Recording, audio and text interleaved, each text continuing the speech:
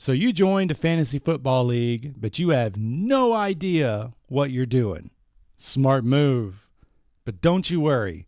I've got 3 things that you should do right freaking now. So, you don't make a complete idiot out of yourself. Now, I'm going to assume you know what the hell the NFL is and at least know how football works and who some of the players are. And if you're wondering, what the fuck is the NFL and this thing called football, then oh my God, you might be fucked. Come back when you can explain what a 2-point conversion is. Still with me? Let's get into it. Thing 1, understand how the game works. I think the best way to explain how fantasy football works is to walk you through the stages of the fantasy season. There's 3. The first is the draft. So you've already joined a league. Great. The next big event will be your league's draft. And this is where you get together with all the other fantasy managers in your league and you take turns picking real-world NFL players to be on your fantasy team. In most leagues, your team is unique, meaning managers can't share players. So if player X is on team A, then he can't also be on team B. And the draft is where you sort out who gets players X, Y, Z, and so on. I'll talk more about the draft in the third thing. But the next stage in the fantasy season is what I call the weekly workflow. And this is where you're actually playing fantasy football. You're rolling the dice, you're taking your chances, and you're cursing every decision you've ever made up to this point that brought you to this stupid game. So every week, you'll be competing head-to-head with the other fantasy managers. You'll be setting your starting lineup, which is the subset of players on your team that accumulate points for the week. You'll also be improving your team via the waiver wire, ... The waiver wire, or as I call it, the trash heap, is the pool of available players not on any other manager's roster. They're unwanted because they either suck or they're injured. They're like zombies wandering the land looking for brains and cocaine. You can claim players off the waiver wire to be on your team. And when you cut players from your team, they go to the waiver wire where they're available for other managers to pick up. Then, every week, you might have to deal with trades, either between yourself and another manager or scrutinizing trades between 2 other managers to make sure they ain't cheating some bitches. You'll rise and fall in the standings, hopefully rise more than fall. You'll kick yourself for playing so-and-so who had a shit week. Then you'll think you're a god the next week for playing so-and-so who had a big game that won the week. The final stage of the fantasy season is the push for all the money. In other words, the playoffs, which usually start a few weeks before the end of the NFL season and end the week before the final week of the season. If you didn't make the cut for the playoffs, that's it. Your season's done. You can stop caring about fantasy football until next season. But if you did make the playoffs, and you will because you watched this video, then you just continue the weekly workflow until you win the championship. But you don't need to worry about trades anymore. But you do need to pay attention to which players to pick up off waivers that might help your team win that championship. And if you win out, championship, all the money, beer, cocaine, women, or men, if that's your thing, and the fleeting feeling of accomplishment followed by depression after you blow all your winnings at the strip club. Thing 2, research how your league works. But hold on. Before you start picking out which strippers you're going to blow all your winnings on, you need to understand how your league works.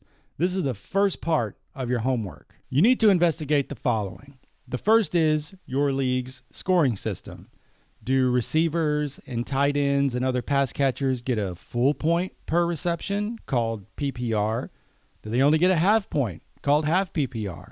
Or do they get no points, and that's standard scoring? What about quarterbacks?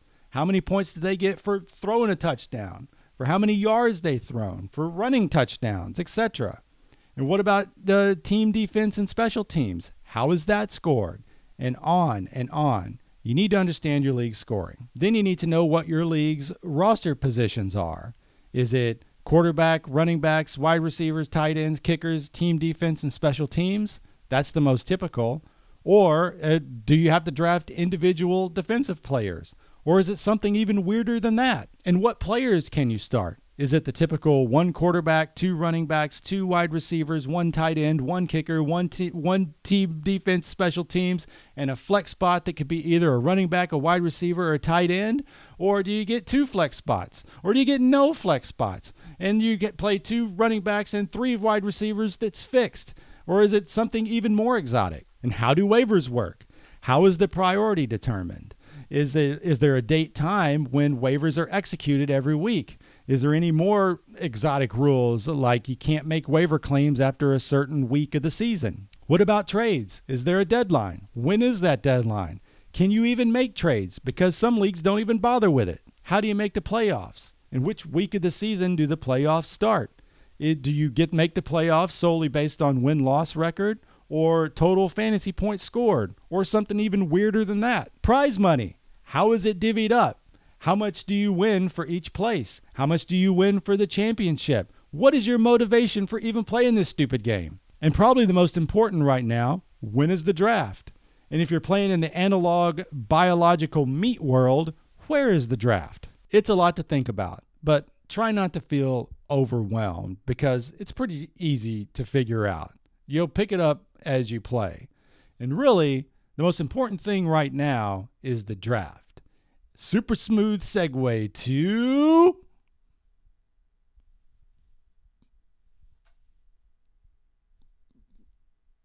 the thing.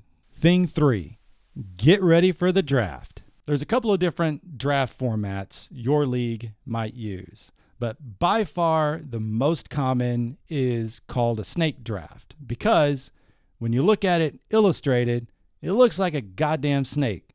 Check it out. Snake drafts are round-robin style, meaning each manager takes turns picking players. The order the managers pick is randomly determined before the draft begins. So the manager with the first pick goes first, then the second manager goes, then the third manager goes, and so on. When all managers have made a selection, that's called a round. Then the process starts over, except the order you pick is reversed.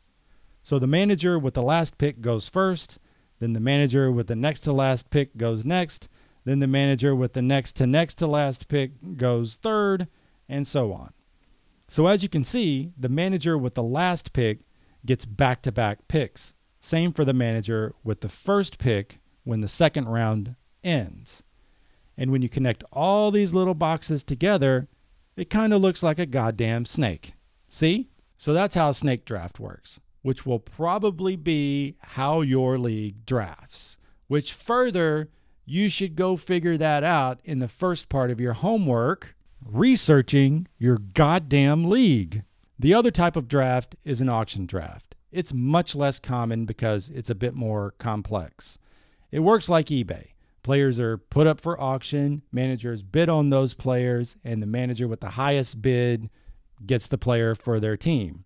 It sounds simple, sure, but in practice can be a bit overwhelming.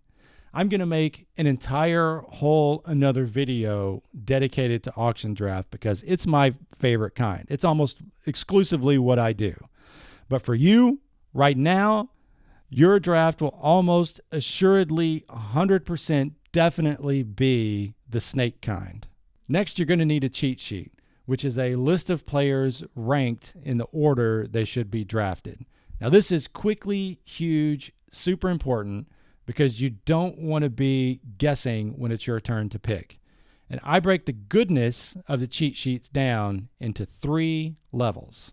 The first level is your bare bones, down and dirty basic, which is just simple rankings of every available player worth drafting, preferably ranked by position. And even more preferably, the ranked players are grouped into tiers that highlights players that are expected to perform similarly. The next level up is advanced, which adds player projections. So you not only know who's better than who, but you also know by how much. And for me, projections are a must. It's table stakes. Simple rankings will do, but having that estimate of how many fantasy points a player will score in the season makes drafting a little bit easier. Finally, the last level is elite, and this is your value over replacement, or VOR. Now we're starting to get into strategy. So projections are great and all, but they don't give you the ability to compare players across positions. Now, this requires its own video also, but if you want to show up prepared, VOR is the way to go. And lucky for you, I just happened to create such a cheat sheet, and you can go get it at lineuptheory.com. It's the best. You're going to love it if it's ready. Is it July yet? Is it July yet? No? Then wait till July to get it. Speaking of strategy, what is your strategy? Will you load up on running backs and settle for second and third string wide receivers? What round will you take a quarterback? Or will you say screw all that and just use the VOR projections you found at lineuptheory.com and pick the next available player when it's your turn? Now, you don't have to have this nailed down to every last little detail, but you should have a rough idea of who you want to draft and how you want to build your team. And like Mike Tyson famously said, everybody's got a plan till they get punched in the face. That's a spot on Mike Tyson, and you know it. A couple other things to prepare for. The first is know the draft tool and practice it. So find a mock draft to get a feel for how the draft works, preferably using the same tool that your league will use to draft. The second is track the players that you pick, which should be obvious, right? And if you're using software, this will be done for you. But you should pay attention to the makeup of your team so that you don't overdraft a single position. Finally, just show up and do your best. This should be the easy part, right? You can do it. I believe in you. Just tell your league mates you watch this video and they'll be shitting their pants. So much shit that it'll run down their leg, it'll fill up their shoes, it'll puddle on the ground, and then the dog will come and roll in it, and then he'll shake, spray shit all over the place, and you'll all be shit covered drafting fantasy football some bitches. And now, how about some free bonus tips? Premium, platinum, diamond level content free. The first, draft your starting lineup first, minus the kicker and team defense, before you start filling out your bench. Second, wait to the mid to late rounds to draft a quarterback, because there's not much variance in their performance, so it makes sense to prioritize other positions with higher variance. Third, wait till the last 2 rounds to draft your kicker and team defense, as they will account for a very small percentage of your overall scoring week in and week out, and they're highly interchangeable. Fourth, work the waiver wire every week. Churn your team. Cut the cruft. Take risk on players that might be on the verge of breaking out. It could be the difference between winning your league's championship and playing the part of the toilet seat. And finally, have yourself a goddamn good time. Because fantasy football is supposed to be fun. And now you're prepared, probably more than 90% of your stupid league mates. It'll be even more fun when you're drinking the sweet golden tinkle of victory. Or whatever. That doesn't sound right. But you get what I mean. Right? Now get out of here and get to getting. And I'll see you next time.